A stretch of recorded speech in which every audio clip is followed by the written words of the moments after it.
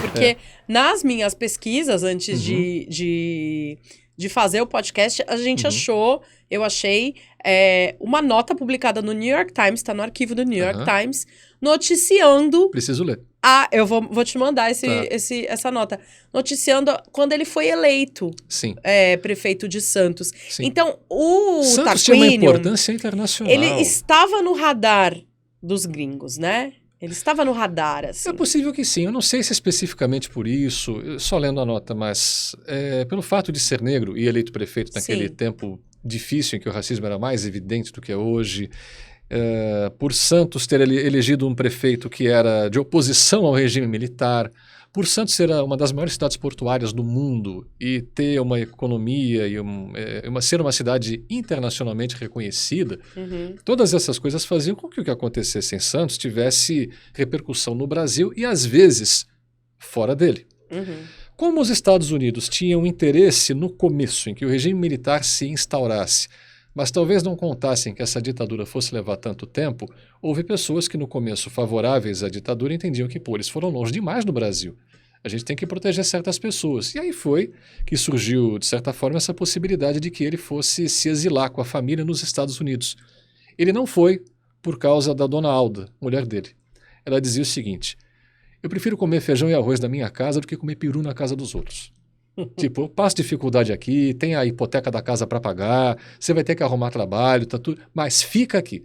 E qual que era a resistência do Esmeraldo? O Esmeraldo, por exemplo, não dirigia. Então ele ia para a cidade, ele morava perto do Canal 6, entre Aparecida e Ponta da Praia, tinha um conjunto de casas na Epitácio Pessoa, quase na esquina com o canal, já na esquina com o canal ele morava ali. Aí ele pegava a linha 4 de ônibus para ir até o centro. Então ele andava de ônibus todo dia. E andando de ônibus todo dia ele conversava com todo mundo. Saindo pela rua, ele conversava depois um pouco mais com as pessoas. Já não havia tanta resistência à figura dele. Ele continuava ativo no Santos Futebol Clube. Dessa atividade, ele não foi cassado. Por exemplo, ele era contra o Santos comprar o antigo Hotel Parque Balneário, porque o Santos queria aquilo para fazer um hotel. Ele falava, uai, nós não somos hoteleiros, a gente entende de futebol, tem o Pelé aqui, que negócio é esse? Né? Então, ele acabou ganhando força interna política, na política que ele podia fazer, dentro do Santos Futebol Clube. Então essa foi a resistência dele, foi ficar na cidade. Ficar na cidade. E ser visto e incomodar aqueles que não gostariam de ver. E acho que mais, né, Rafael, ocupar espaços, continuar ocupando esses espaços, né? Ele fez tudo o que pôde. Ou seja, quando a gente pensa hoje, né, e acho que isso é muito importante trazer para essa conversa, quando a gente pensa na representatividade, né? Hoje tem a representatividade do negro, do povo preto, seja na mídia, seja na política, seja em, enfim, todos os espectros, todos os lugares da nossa vida, começa no ocupar espaço. Exatamente, né? Nesse ponto sim. Sempre ocupar a cidade, ocupar o transporte, ocupar o estádio, estar ocupar presente. o teatro, né? Estar presente. Estar presente, se fazer visto, né? Sim, mas veja só como são as coisas. No episódio da cassação dele, o relatório não fazia, como eu falei, menção à cor da pele do Esmeraldo.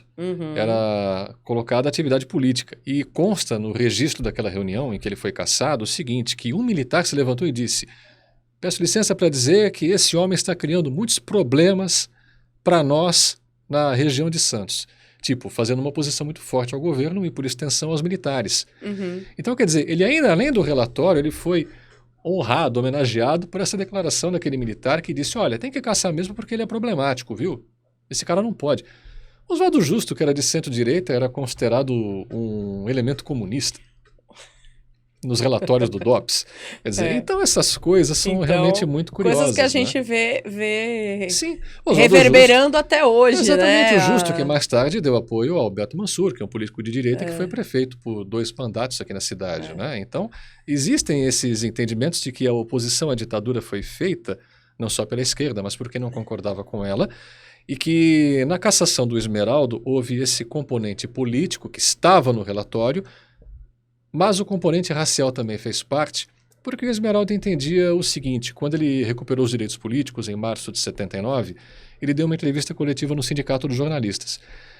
E ali ele disse o seguinte, olha, eu digo aqui o seguinte, né? Eu não digo que no Brasil está racismo, mas há uma discriminação racial forte. E eu sei que existem pessoas que não queriam, não querem e não quererão que um negro suba as escadas da prefeitura. Então, eu dou a esse componente racial e a algumas pessoas que exerceram essa discriminação a responsabilidade pela minha cassação. Então, ele entendia que mais que por atividade política era racismo. Ele considerava isso. Porque, claro, não tinha acesso a relatórios secretos que agora estão vindo à tona. E assim, né? Um homem de uma consciência... Sim. Tanto própria, né? Consciência dele como indivíduo. Sim. Do papel dele como político, do papel dele como negro, né? É uma consciência que permeia aí, enfim, né? Esse conhecimento fez com que ele protestasse, de certa forma, já com os direitos recuperados, ele foi convidado a discursar na Assembleia Legislativa. Né? Então vamos lá, vamos agora encaminhando para o final da história do Tarquínio e para o final do nosso podcast, porque depois eu também quero saber um pouco sobre o livro mesmo. Como é que foi que ele recuperou os direitos e aí o fim da vida do Tarquínio, porque ele morreu logo depois, né? Ele recupera os direitos em 79 e em 82 ele falece, né? Sim. Como é que foi esse finalzinho, esses últimos 3 anos da vida dele? Nesse meio tempo aconteceu o seguinte, em 79, poucos dias depois que ele teve os direitos recuperados, houve uma manifestação, então, um abaixo-assinado pela retomada da autonomia política de Santos.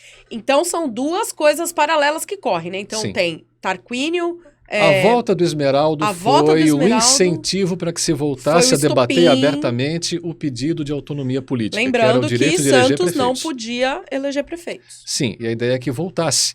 Né? Então, o Esmeraldo voltou. Então, vamos ter autonomia. E muita gente achava, estão querendo ter autonomia para votar e o Esmeraldo ganhar. De certa forma era. Mas o que acontecia? Não tinha eleições. Reparação histórica que chama. Exatamente, mas não tinha isso. Então já começou a haver alguns rumores de que poderia haver eleições em 1980. Por quê? Os vereadores que estavam exercendo mandato naquela época e os prefeitos das cidades que estavam exercendo mandato naquele tempo tinham sido eleitos em 1976. Né? Então eles teriam mandato até o final de 1980. Naquele ano deveria ter eleição. Também de 79 para 80, com a lei da anistia, foi possível a volta de exilados para o Brasil e a criação de partidos políticos, ou a retomada de partidos. Né? Teve o PTB, né, que era o PTB que era do Leonel Brizola, mas que tinha uma sobrinha do Getúlio Vargas que acabou levando, entre aspas, o partido. Aí o Brizola criou o PDT. Em 80 surgiu o PT. Havia um partido que era chamado PP, Partido Popular, mas que acabou se fundindo depois com o PMDB, que era o MDB que ganhou o P de partido na frente da sigla. Então esses partidos começaram a aparecer. Tarquínio continuou no PMDB, presidente municipal do partido. E havia a possibilidade de autonomia, que já discutiam, talvez para 80. Mas o que é que aconteceu? Foi apresentada uma emenda à Constituição para que, por incentivo do próprio governo, que era militar na época, e para evitar que a oposição já ganhasse muita força, o que é que foi feito? Uma emenda à Constituição para prolongar automaticamente por mais 2 anos os mandatos dos prefeitos e dos vereadores eleitos em 76, para retardar o crescimento da oposição nas urnas. Isso foi aprovado porque o governo tinha maioria naquele tempo. E o que aconteceu aqui na Baixada Santista? Ou seja, melaram a eleição. Foi, já não teve eleição. Primeiro que não tinha autonomia garantida, depois não tinha autonomia garantida, não tinha oposição suficiente, nem com força suficiente nos legislativos. Sim, havia, assim, nos estados... E não tinha vontade também, então... Não, de alguns que eram ligados ao governo, não. O governo ainda era muito forte, ainda tinha maioria, né? Por mais que as oposições, não era uma só, começassem a se movimentar. E aí o que aconteceu? Prolongaram por 2 anos. Aqui em São Vicente, o que é que houve? O prefeito era o Coiu Irra, que até foi candidato a deputado federal neste ano. Não teve nem 900 votos dessa vez, não fez campanha praticamente, mas que foi prefeito de São Vicente, ele era cosipano, foi deputado federal. E aí o Coiu Irra fez o quê? Chegou a véspera do fim do mandato dele, de 4 anos, ele renunciou. Ele disse não, eu fui eleito para 4 anos, não para 6, o vice que assuma. Ele foi embora. Foi embora. Ele falou, não aceito isso. Ele era oposicionista. Então, o vice ficou, que era o Antônio Fernando dos Reis. Se eu errar, depois um dia, se houver possibilidade, eu conserto. Mas o vice ficou e completou os 2 anos que faltavam naquele mandato. E aí ia ter eleições quando? Municipais, estaduais, federais em 82. Era uma eleição... Aqui em Santos a gente tinha Paulo Gomes Barbosa nessa Não, ele era o prefeito nomeado. Ele era o prefeito nomeado. Era, mas não ia então, ter eleição mas não ia ter eleição para prefeito ainda. Não ia né? ter... O que aconteceu? Ia ter a primeira eleição para governador em 20 anos, Uhum. ia ter eleições para vereador, deputado federal, deputado estadual, senador. Olha a bagunça que era aquilo. E o que acontecia? Tinha uma regra que existia desde o início da ditadura, que era o chamado voto vinculado. Por exemplo, se eu voto num candidato do PMDB, eu tenho que votar em todo mundo do PMDB. Se eu botar PMDB, PMDB, PMDB no fim eu colocar PT, meu voto todo é anulado. Então era uma forma também de fazer uma distinção ideológica. Você vota num e pronto. A gente sabe que não é assim. Tem um monte de partidos, então as pessoas votam em pessoas de partidos diferentes. Mas tinha acho que 5 partidos políticos na época. Então era assim, de cabo a rabo você tem que votar no partido tal. Se você botar outro, teu voto todinho é anulado. Nossa! Era uma loucura. E o Esmeraldo, como não tinha eleição para a prefeitura, o que ele pensou? Em voltar a concorrer a deputado estadual. Tipo, vou voltar de onde eu parti para quando houver autonomia, aí sim, talvez eu concorrer à prefeitura. Né? E havia muitos debates sobre a volta da autonomia, e tinha gente até no partido internamente que resistia um pouco, porque falam, poxa, é entregar a prefeitura logo, dá a chave do paço municipal para o Esmeraldo e pronto. Aí ele dizia assim, não, se vocês acham que vai dar divisão, não tem problema, eu nem concorro se vocês não quiserem, eu abdico disso, não faz mal. Mas agora nem autonomia a gente tem, é uma coisa que a gente continua discutindo. E o Esmeraldo concorreu, foi candidato a deputado estadual pelo PMDB. Mas aconteceu que em meados de outubro ele teve um AVC. Ele estava voltando de São Paulo para Santos. Consta que na entrada da cidade ele teve um rompimento num aneurisma. Quantos anos ele tinha nessa época, Rafael? 55. Era muito jovem. Era novo. Naquela época já era um homem de meia idade, mas que ainda era jovem o suficiente para ainda ter alguns anos pela frente de carreira política. Imagina, né, se a gente pudesse ainda ter tido... Sim, é difícil de saber o que poderia ter acontecido. O Esmeraldo ele vinha aos poucos melhorando, mas a situação se complicou, teve edema cerebral, entrou em coma e acabou morrendo. E ele teve, como descreveram os jornais na época, um velório do qual participou gente suficiente para eleger o deputado. Foi um cortejo fúnebre que se estendeu do Santos Futebol Clube até o cemitério do Paquetá, onde o corpo dele foi enterrado. Dizem que tinha de 25 mil a 30 mil pessoas no cortejo. Né? E ali houve até uma oferta que a prefeitura fez. Olha, vamos ver lá, se vocês quiserem, o Esmeraldo no Salão Nobre da Prefeitura, que hoje leva o nome do Esmeraldo. Né? A irmã dele mais velha protestou. Não. O que ele vai fazer na prefeitura?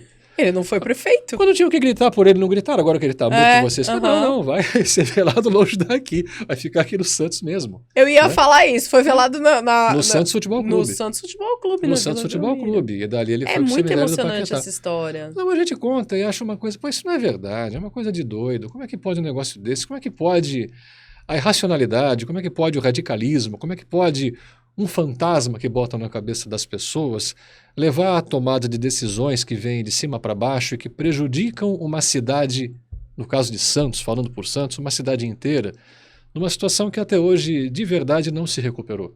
Santos não voltou a ser o que era. O porto exporta e importa muito, mas ele não tem tanta mão de obra quanto tinha no passado. E Santos ainda não é aquele grande polo tecnológico que poderia ser, está engatinhando bastante. Até porque teve bastante. a lei da privatização, né? Enfim, teve a privatização justamente. do porto, teve toda uma mudança... As relações trabalhistas mudaram. Das relações trabalhistas e até... o mundo é outro. O mundo é outro, né? O neoliberalismo vem para... É que Santos foi mais atingida pelo fato de que caçaram muitos políticos, mudaram as relações de trabalho, arrocharam os salários. Então, tudo isso fez com que Santos acabasse perdendo importância dentro do estado de São Paulo. E não recuperasse daquela maneira. Coisa que a gente não recuperou até muitos anos depois, né? Sim. Até hoje ainda está procurando melhorar e tem infelizmente melhorado, mas ainda é distante. E talvez procura ainda a sua identidade, algo que a gente no Juice tenta fazer muito, que é procurar realmente quem é, o que é Santos, quem é o que é ser santista, esse ser santista, né?